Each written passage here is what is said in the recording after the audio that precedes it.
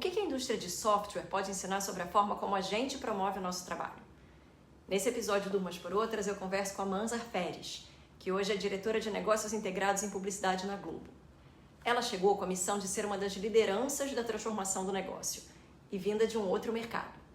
Isso foi em 2019, o que já seria um trabalho duro, só aumentou com a pandemia. Ela conta como tem sido essa transformação, como faz análise de risco, o que é leitura de stakeholder, e a gente fala sobre desistir. Como saber se tem potencial capturável e quando vale não desistir? Como faz para ir em frente e quebrar os padrões? Ouve agora a nossa conversa. Manzar, você ocupa várias posições de destaque. É a primeira mulher a ocupar o seu cargo atual, de diretora de negócios da Globo. Em 2021, quando isso aconteceu, foi o ano em que você ganhou o prêmio Caboré.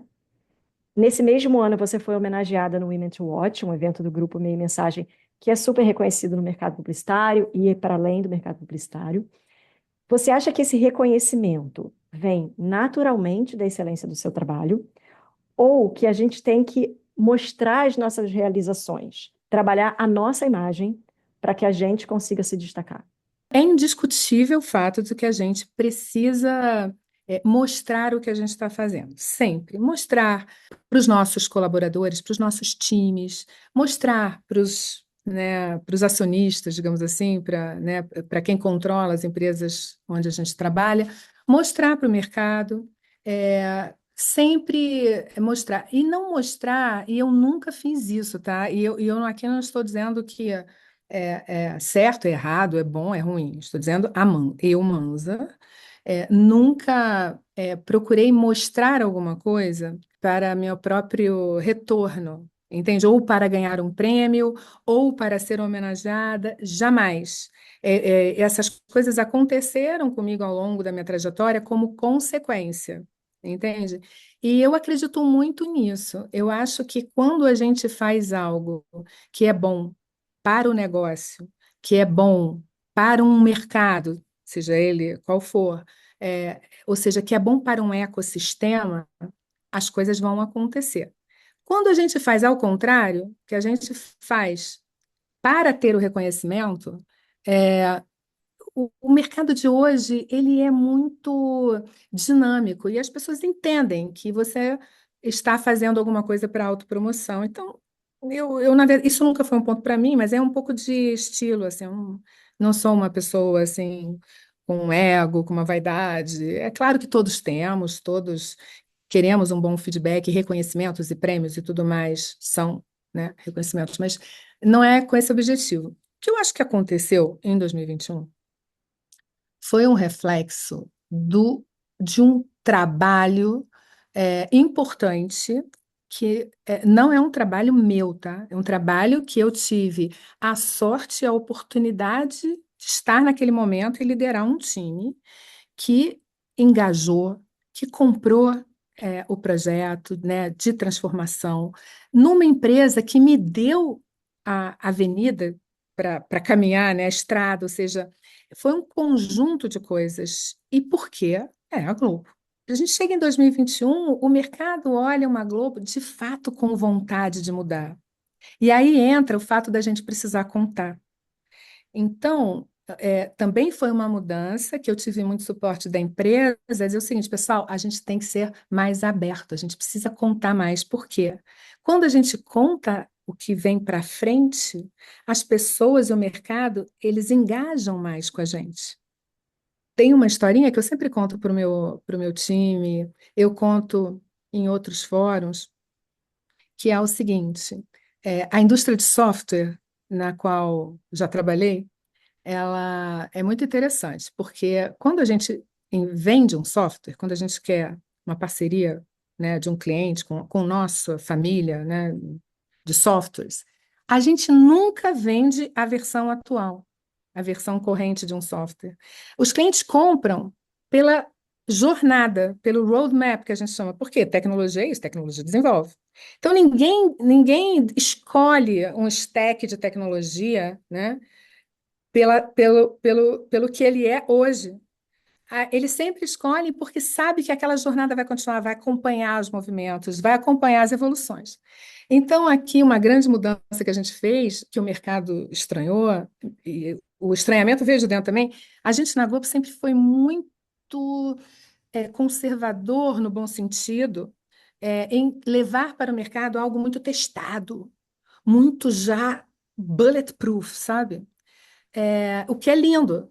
Só que num cenário competitivo, onde a gente está concorrendo com grandes empresas de tecnologia, elas têm essa narrativa. A gente tem que mudar a nossa abordagem, a gente tem que contar para onde a gente está indo. E isso é muito legal se Então, a gente. Eu nunca tinha pensado que a gente se vende também a partir da nossa experiência pregressa, né? O que que eu fiz até aqui, ao invés de a gente dizer o que que eu sou capaz de fazer. mas é isso.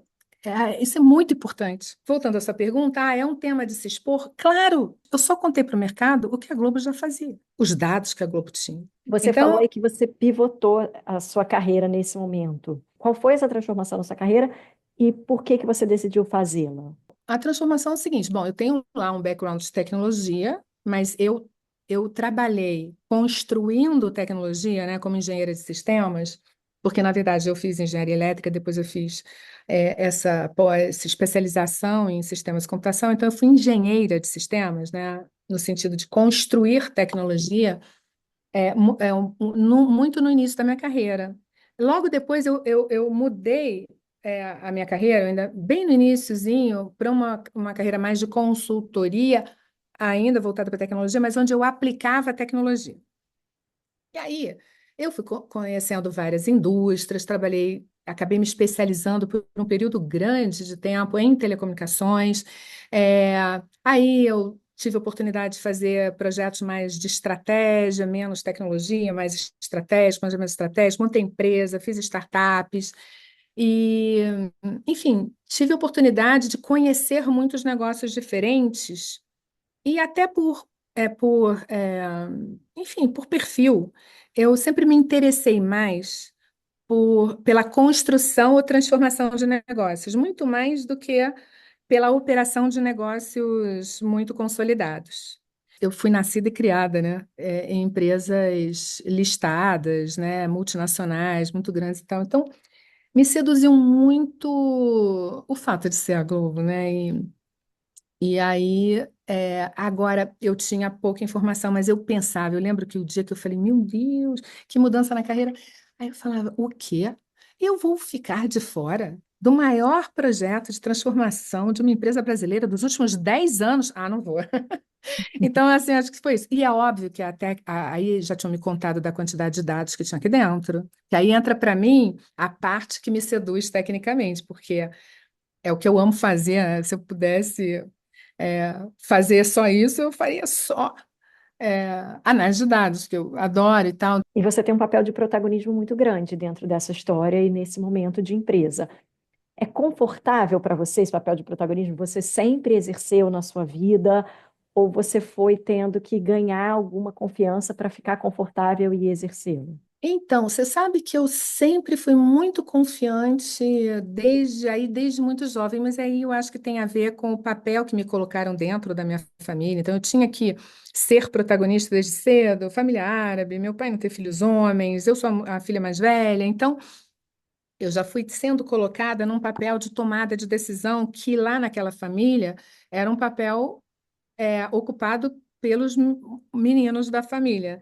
Mas o meu pai não teve filho homens, e aí eu acabei sendo colocada nesse lugar, e que foi uma sorte para mim, porque aí eu fui, é, é, desde muito cedo, fui sendo desafiada, e eu não tinha opção. O meu papel era um papel de protagonismo dentro daquele núcleo familiar. E assim eu fui me desenvolvendo, acho que me acostumei, aprendi, eu não tenho medo do protagonismo, não me sinto assim segura. Agora, obviamente, os desafios vão crescendo, né?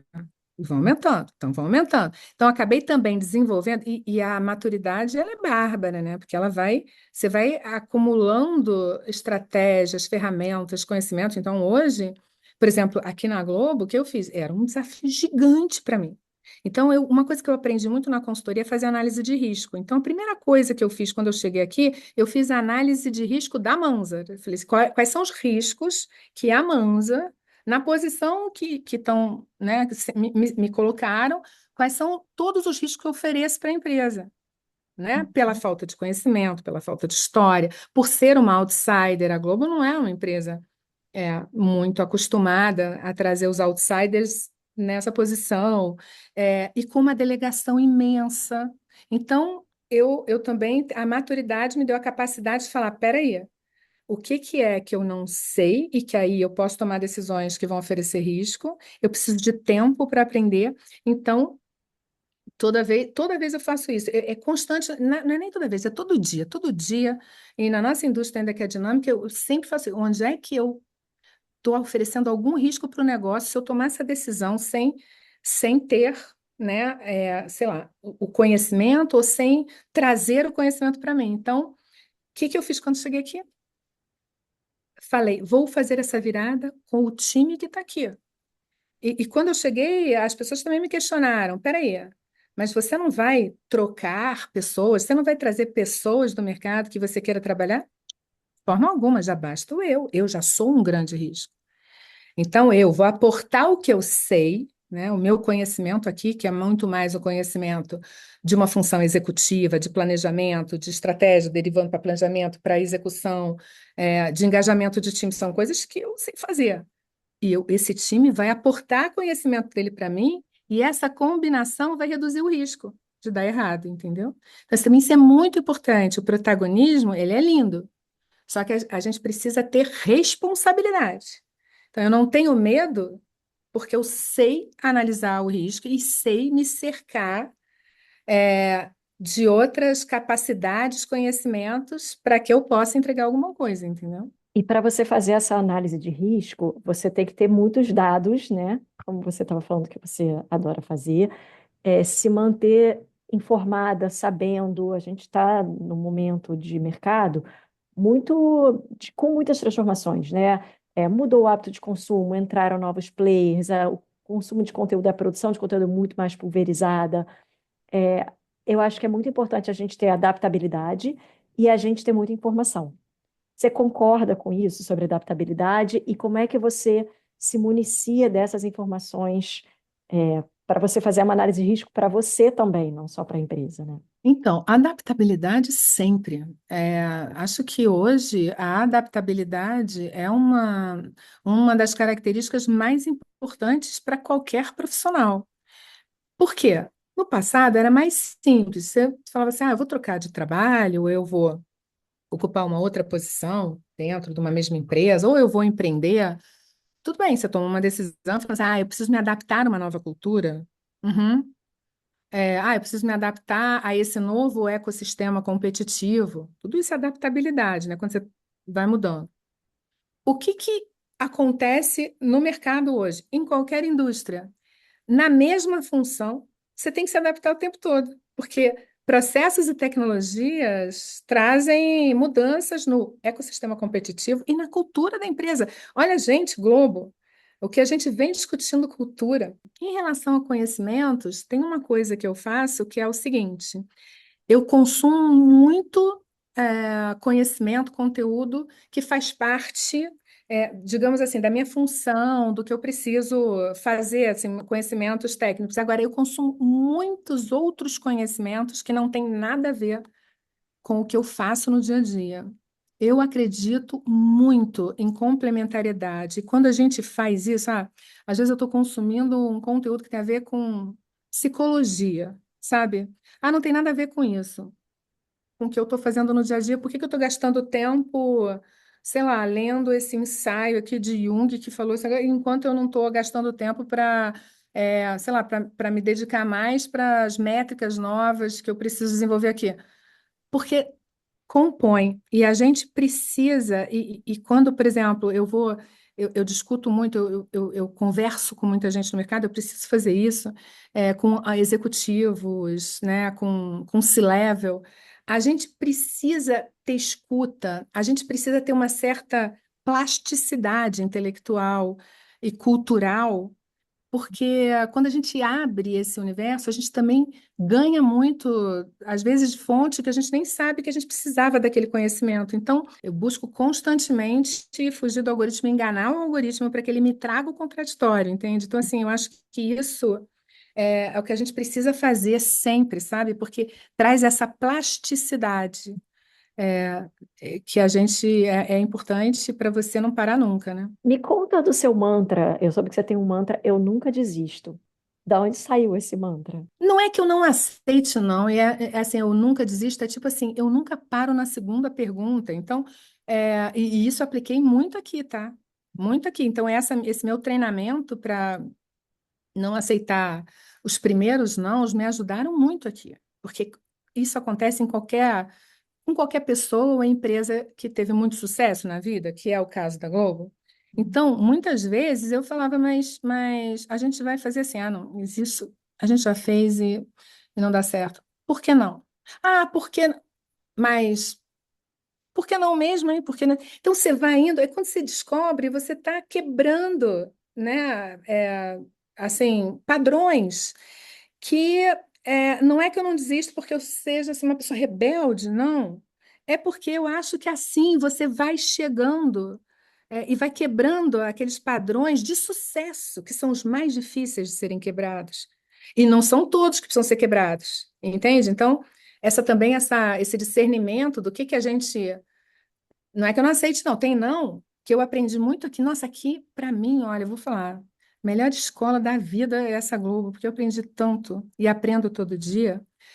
E muitas vezes eu falava, não, mas essa ideia é maravilhosa. E aí alguém me explicava lá da dramaturgia, lá dos estudos, um conhecimento tão distante do meu.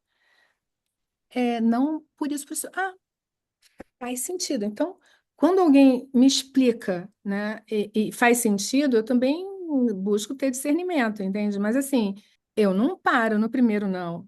Eu fiquei pensando na sua família, né? Que você falou da sua origem árabe, dessa família com muitos homens, o quanto deve ter incomodado em muitos momentos você ser uma mulher e você estar ali fazendo as suas perguntas, não aceitando seus nãos, brigando pelo seu lugar.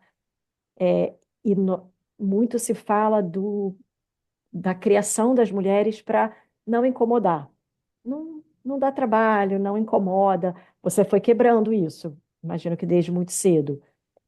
Gerar esse desconforto, discordar de quem está ao seu redor, isso sempre foi natural para você também? Ou foi um exercício que você foi fazendo?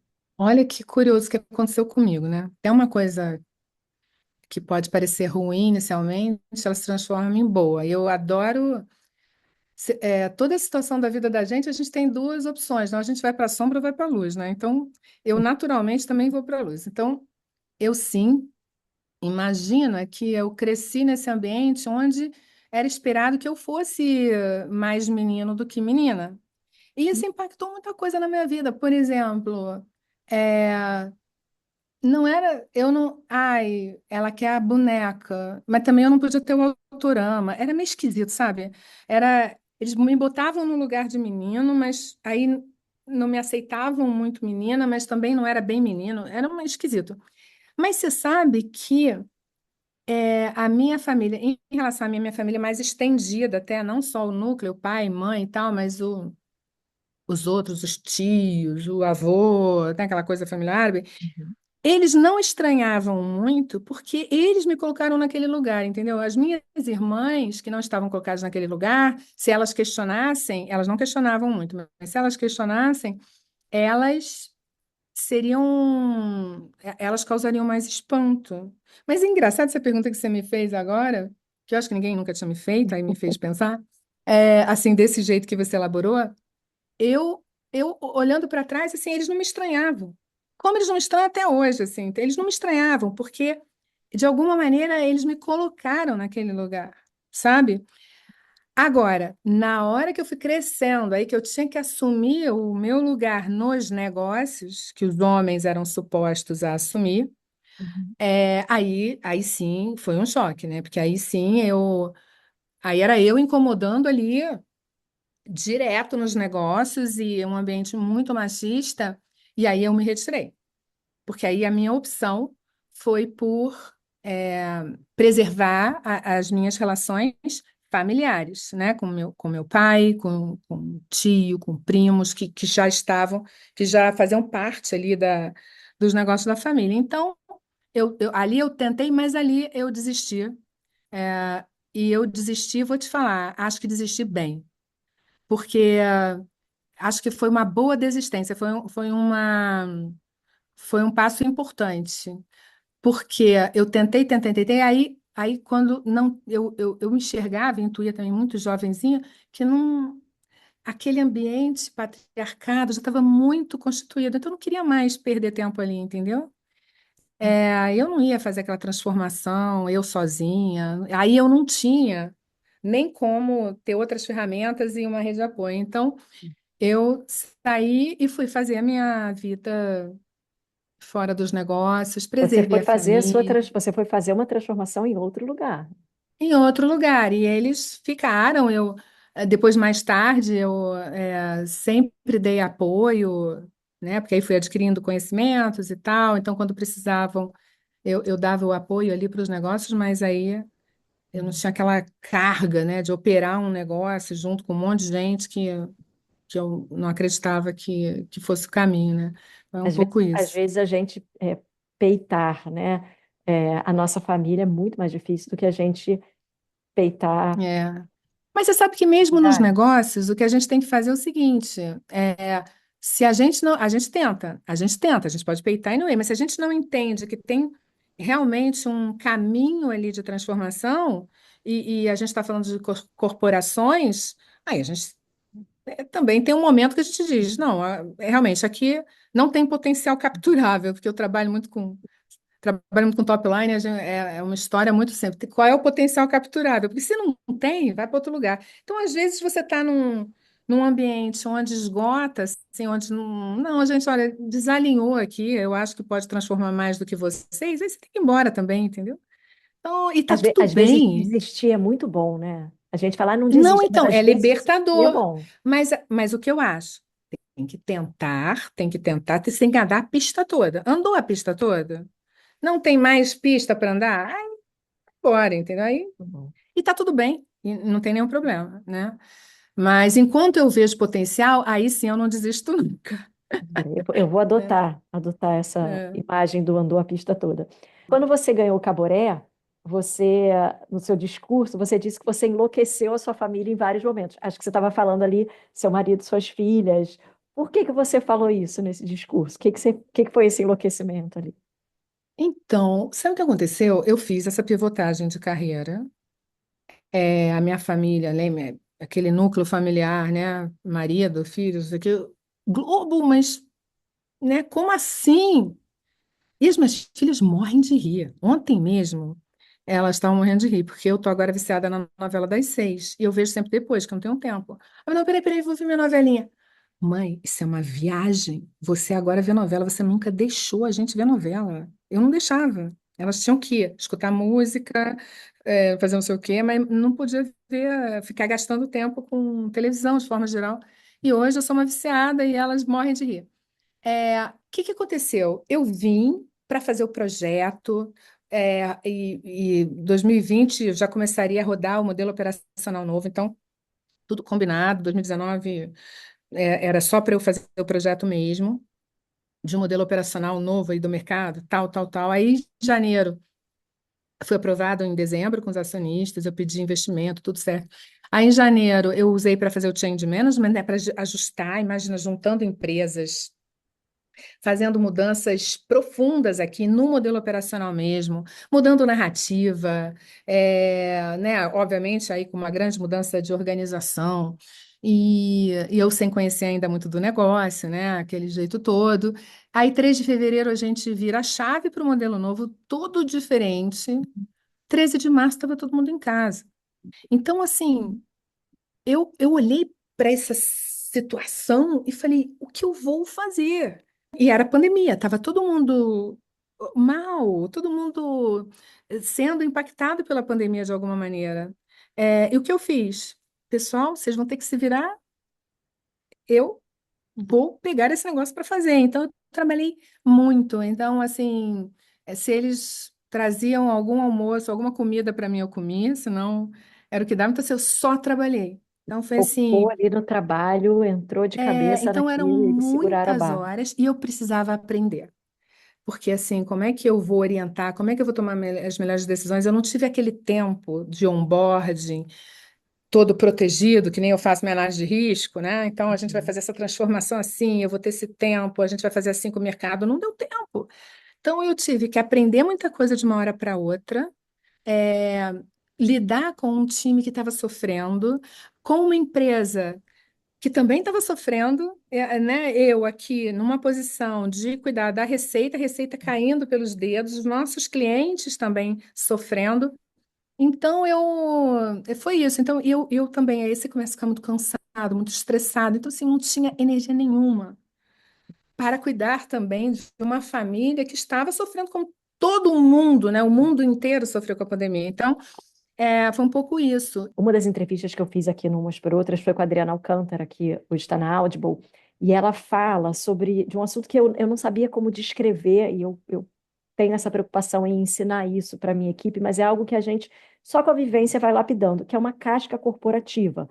Entender uma politicagem, que as razões para as decisões serem tomadas, elas não são tão simples como elas parecem. Existe uma engrenagem invisível dentro das empresas. Eu acho que quando você fala que você tinha acabado de chegar, é, não é só você ser um outsider e não entender aquele negócio específico, é porque existe essa engrenagem dentro das empresas que a gente leva um tempo para entender, né? E que ninguém nos ensina num onboarding imediato. É difícil entender isso, não é? Isso é muito difícil, é um ótimo ponto. Faz parte, digamos assim, é o que a gente fala da cultura. O que é a cultura de uma empresa? É, é o conjunto de atitudes e relacionamentos diários que uns têm com os outros. Isso cria uma cultura, né? Então, cada sociedade, cada ambiente corporativo tem a sua. Eu acho que é isso que você está falando. Ou seja, quando você chega num lugar, você tem que entender essas relações, né? Como que as pessoas se conectam, como é que elas se comunicam, né? O que que é importante para um, o que que é mais importante para o outro. Isso também a gente vai desenvolvendo ao longo da vida, e quando a gente vai entrando na vida executiva, esse é um skill que a gente tem que desenvolver muito rápido, é leitura de situação, leitura de stakeholder. Eu falo muito isso aqui para o meu time, é uma disciplina de mercado, stakeholder management, que a gente tem que aplicar para os nossos clientes, para os nossos parceiros de mercado, mas que a gente tem que aplicar dentro da empresa. E aí não tem certo ou errado. Ah, o fulano está pensando no negócio dele. Peraí, qual foi a meta que o acionista deu para ele? Porque também tem o alinhamento de metas e tem essas relações, porque gente que está trabalhando junto há 20, 30 anos já desenvolveu uma relação de confiança, já entende o outro, já sabe se o outro está respondendo de um jeito porque ele está com algum problema, não é porque ele quer responder daquele. Você já conhece as pessoas, tem intimidade íntima, assim, né, que a gente também fala no mercado. Isso é muito importante. Porque nós trabalhamos muito, nós somos seres integrais dentro do trabalho. Então, cada história conta. Ou Uhum. seja, você está conhecendo um pouco da minha história, ainda não conheço a sua, mas assim, entende? Então, às vezes aqui pode ser que você vai me encontrar numa situação aqui que eu vou ser um pouco dura, você vai entender, pô, a pessoa é dura porque a pessoa teve que sobreviver, e não porque eu tenho alguma coisa contra você, sabe? Então, a gente também sempre tem que entender que todo mundo tem uma história.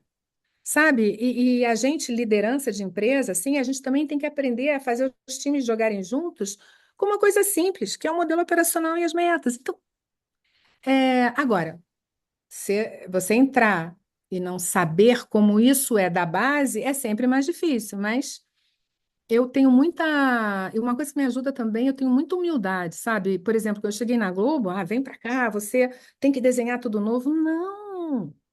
Não me dá uma folha em branco, tem que mudar tudo. Claro que não. Você está louca, essa empresa é maravilhosa, não vamos mudar tudo.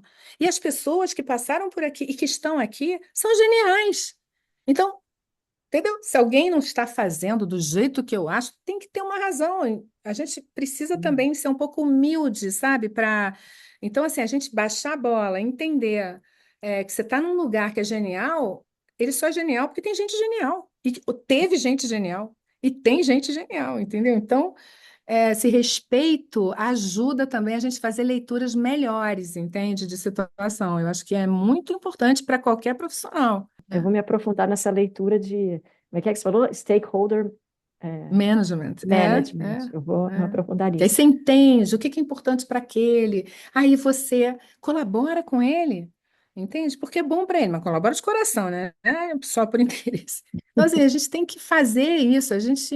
Toda empresa é feita de pessoas, as pessoas são seres cheios de história, entendeu? Por isso que Então é você leu importante. Jung é tão importante quanto você aprender qual é a Oxe, nova métrica. Tem alguma coisa que você, olhando hoje para trás, você pensava, nossa, quando eu comecei eu pensava de uma maneira e hoje olhando é totalmente diferente? você sabe que essa parte da política, eu quando comecei, eu não era uma preocupação para mim. Eu achava que as coisas, as decisões, as relações, elas tinham. Eu sempre muito pragmática, né? Então eu achava que tudo tinha que ter um embasamento técnico, metodológico, né? Engenheira, metodologia.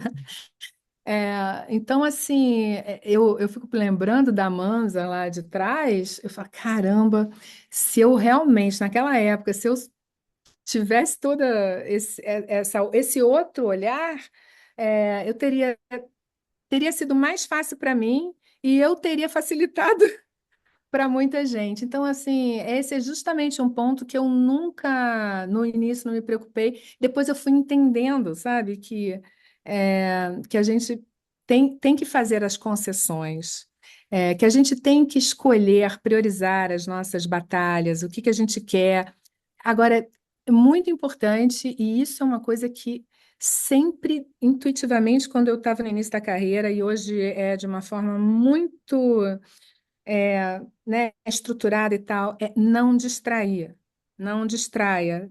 Entende? Assim, você está aqui para fazer uma coisa para o negócio, faça, sabe? Nada pode distrair, porque às vezes também no mundo corporativo você acaba se distraindo com assuntos que não vão mexer o ponteiro. Então, é Uhum. por isso que eu te falo que tudo que eu ganhei na minha vida, seja de promoção, seja de prêmio, reconhecimento, foi consequência de não me distrair nunca, sabe?